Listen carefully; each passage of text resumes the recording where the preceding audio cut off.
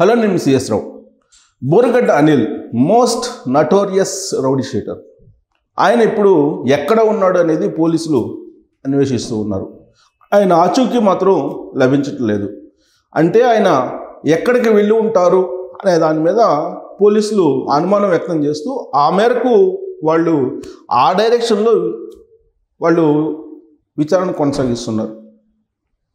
రెండు చోట్ల ఉండొచ్చు అని. ఒకటి బెంగళూరులో, రెండు దక్షిణాఫ్రికాలో. ఈ రెండు ప్రాంతాల్లో ఉండే అవకాశం ఉంది అనేటువంటి కోణంలో ఇప్పుడు వాళ్ళ అన్వేషణ కొనసాగిస్తున్నారు, జల్లెడబడుతూ ఉన్నారు. బోరుగడ్డ అనిల్ అతని ఫ్యామిలీ మొత్తం ఒకేసారి కనిపించకుండా మిస్ అయిపోయారు.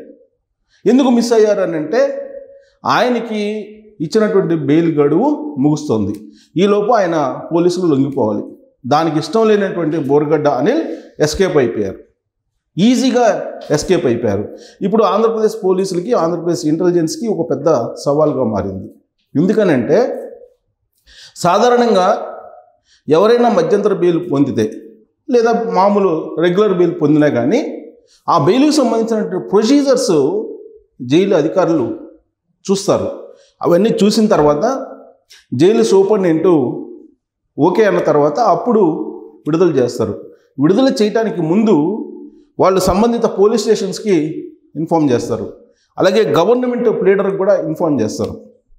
కానీ ఇక్కడ బోరుగడ్డ అనిల్ విషయంలో రాజమండ్రి జైలుకి సంబంధించినటువంటి పోలీస్ అధికారులు, జైలు అధికారులు ఎక్కడ కూడా అనంతపురం పోలీసులకి ఇన్ఫామ్ చేయలేదు.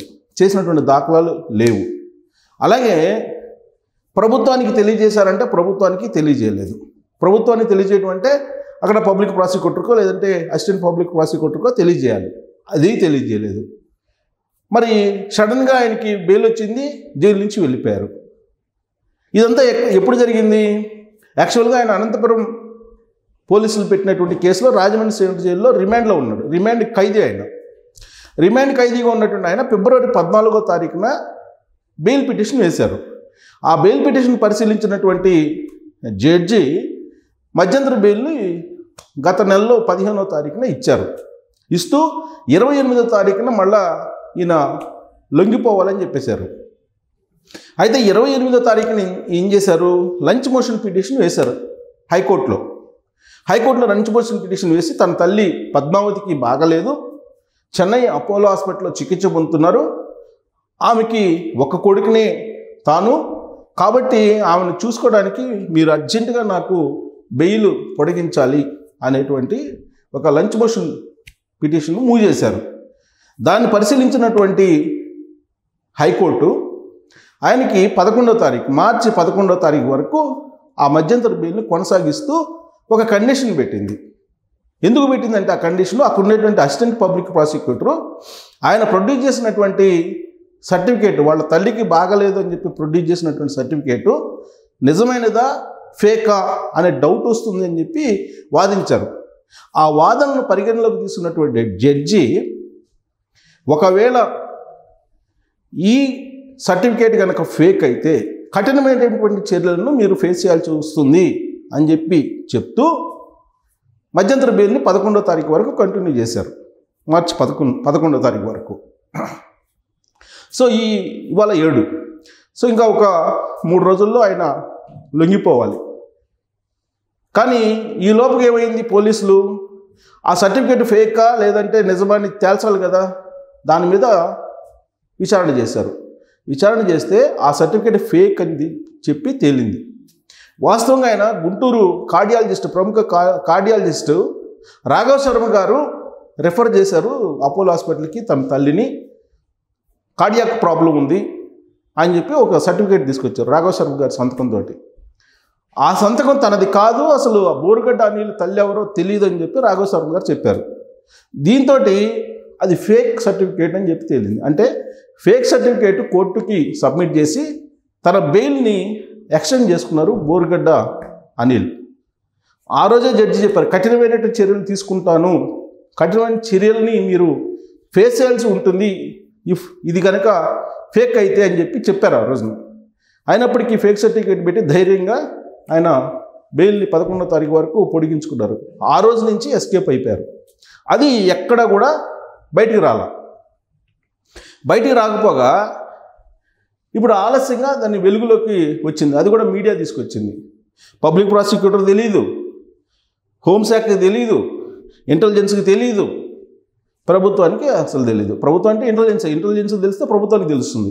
మరి అతను ఉన్నారా లేరా, వాళ్ళ ఫ్యామిలీ ఎక్కడుంది, ఎక్కడికి పోయారు, వీటన్నిటికీ ప్రశ్నలు సమాధానం లేనివిగా మిగిలిపోయాయి. ఇప్పుడు పోలీసులు కళ్ళు తేలేస్తున్నారు. బోరుగడ్డ అనిల్ ఎక్కడ ఉన్నారంటే ఆయన స్విచ్ ఆఫ్గా ఉన్నాడు, ఎక్కడికి పోయాడో తెలియనటువంటి పరిస్థితి. కర్ణాటకలో ఎతుకుతున్నారు, తమిళనాడులో ఎతుకుతున్నారు, తెలంగాణలో ఎతుకుతున్నారు, ఒరిస్సాలో ఎతుకుతున్నారు, ఎక్కడ ఆనవాళ్ళు అయితే కనిపించట్లేదు. మరి ఎక్కడికి పోయి ఉంటారు అని అంటే బోరుగడ్డ అనిల్ వెనుక ఎవరు ఉంటారు, ఎవరు ఉండేటువంటి అవకాశం ఉంది అని అంటే గత ప్రభుత్వ పాలకులు కొంతమంది ఉండి ఉంటారు. వాళ్ళకి దక్షిణాఫ్రికాలో బలమైనటువంటి లింక్స్ ఉన్నాయి. అలాగే ఆఫ్రికాతో పాటు లండన్లో బలమైనటువంటి లింక్స్ ఉన్నాయి. మరి లండన్ పంపించారా, లేదంటే దక్షిణాఫ్రికా పంపించారా, లేదంటే బెంగళూరులో ప్రత్యేకమైనటువంటి ప్రదేశంలో దాచిపెట్టారా అనేటువంటి అనుమానం ఇప్పుడు పోలీసుల్లో కలుగుతోంది సహజంగా. ఎందుకంటే ఇంటెలిజెన్స్కి దొరకట్లేదు, ఇంటెలిజెన్స్కి తెలియకుండా ఆయన వెళ్ళిపోయారు. పోలీసులు అసలు ఆయన ఎక్కడున్నాడో కూడా తెలియనటువంటి సిచ్యువేషన్ ఉంది. అసలు బోరుగడ్డ అనిల్ అనగానే ఆయన పోలీసు ఫ్రెండ్లీ రౌడీ షీటర్ అని చెప్పి ఒక భావన కలుగుతుంది. దానికి కారణం లేకపోలేదు. ఆయన ఫస్ట్ జైలుకి పంపించేటప్పుడు పోలీసులు ఆయన్ని తీసుకెళ్తూ రాజమండ్రి సెంట్రల్ జైల్లో పెట్టి మళ్ళీ ఆయన్ని కోర్టుకి సబ్మిట్ చేసేటప్పుడు దారి మధ్యలో ఒక రెస్టారెంట్కి వెళ్ళారు. రెస్టారెంట్కి వెళ్తే ఆ రెస్టారెంట్లో హ్యాపీగా పోలీసులతో కలిసి దావత్ చేసుకున్నారు. బోరుగడ్డ అనిల్ దావత్ ఇప్పించారు. ఆ దావత్లో పాల్గొన్నారు. ఎవరు? సెక్యూరిటీకి వెళ్ళినటువంటి కానిస్టేబుల్స్. వాళ్ళని సస్పెండ్ చేశారు. అది కూడా ఎందుకు సస్పెండ్ చేశారంటే అక్కడ సీసీ కెమెరాల్లో వీళ్ళ ఫుటేజ్ దొరికింది, దావత్ తీసుకున్నటువంటి ఫుటేజ్. అక్కడ ఉండేటువంటి వాళ్ళు ఎవరో షూట్ చేస్తూ ఉంటే దాన్ని అడ్డుకొని ఆయన మీద దౌర్జన్యం చేశారు. దాంతో అతను పోలీస్ కంప్లైంట్ చేశారు. పోలీస్ కంప్లైంట్ చేస్తే పోలీసులు అసలు ఏం జరిగిందని ఎంక్వైరీ చేస్తే ఆ రెస్టారెంట్లో వాళ్ళు దావత్ చేసుకున్నటువంటి విజువల్స్ బయటపడ్డాయి. అప్పుడు ఆ కానిస్టేబుల్ సెక్యూరిటీ కోసం పంపించినటువంటి కోర్టు కానిస్టేబుల్ ఎవరైతే ఉన్నారో వాళ్ళని సస్పెండ్ చేశారు. దానికంటే ముందు గుంటూరు అరణ్యపేట పోలీస్ స్టేషన్లో బోరుగడ్డ అనిల్ని అరెస్ట్ చేసి అక్కడ కూర్చోబెట్టి వాళ్ళ మేనల్ని తీసుకొచ్చి ఆడుకునేటువంటి వెసులుబాటుని కల్పించారు. అది కూడా సీసీ కెమెరాల్లో బయటకు వచ్చింది. దాన్ని బయటికి తీసుకొచ్చారు ఒక విలేకరి. ఆయన విలేకరు బయటికి తీసుకొచ్చాడు కాబట్టి ఆ విలేకరి మీద కేసు పెట్టారు ఆంధ్రప్రదేశ్ పోలీసులు.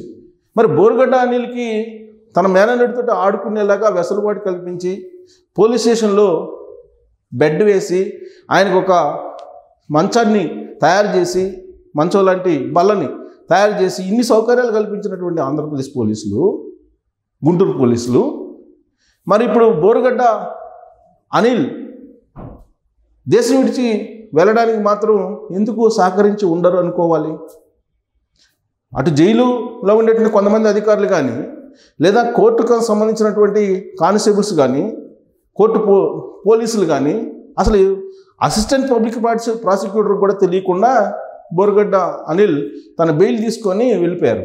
విచిత్రమైనటువంటి పరిణామం ఇది. గ్రేట్ ఎస్కేప్ కాదు, అసలు ఎవరికీ సాధ్యం కానిటువంటి అంశం ఇది. సో ఇప్పుడు మరి బోరుగడ్డ అనిల్ ఎక్కడ ఉన్నారు అని అంటే విదేశాల వైపు చూస్తున్నారు ఆంధ్రప్రదేశ్ పోలీసులు. ఆంధ్రప్రదేశ్ నిఘా వర్గాలు అయితే అసలు ఏమీ తెలియనట్టే ఉన్నాయి. ఈ మొత్తం ఎపిసోడు అసలు ఏంటి అనేది కూడా వాళ్ళకి అర్థం కానటువంటి సిచ్యువేషన్లో ఉన్నారు. సో విదేశాల్లో ఎక్కడ ఉండే అవకాశం ఉంది? ఆయన లండనా, దక్షిణాఫ్రికానా? దక్షిణాఫ్రికా అధ్యక్షుడిగా కొత్తగా ఎంపికైతే ఆయనకి శుభాకాంక్షలు తెలిపారు గత పాలకులు కొంతమంది. లండన్లో ఏం జరుగుతుంది అక్కడ, లండన్కి అలాగే ఆంధ్రప్రదేశ్ మధ్యలో అప్పట్లో అనేది అందరికీ తెలిసినటువంటి విషయమే. అలాగే డ్రగ్స్, కంటైనర్ల కొద్దీ డబ్బులు, అలాగే మొత్తం కంటైనర్ల కొద్దీ డ్రగ్స్ ఆంధ్రప్రదేశ్కి ఏ విధంగా డంప్ అయినవి కూడా తెలుసు అప్పట్లో. అంటే దక్షిణాఫ్రికాకి రైస్ని కూడా పంపించారు కాకినాడ పోర్ట్ నుంచి. మరి ఆ దేశాలకి ఆంధ్రప్రదేశ్కి మధ్య గత పాలకుల్లో ఉండే కొంతమంది మంచి సంబంధాలు కలిగి ఉన్నారు. మరి సేఫ్ సైడ్గా మరి బోరుగడ్డని మరి అక్కడికి పంపించారా, ఎక్కడ పంపించారు, ఎక్కడ ఉన్నారు, మీరేమనుకుంటున్నారు అనేది రోల్ చేయొచ్చు. Thank you.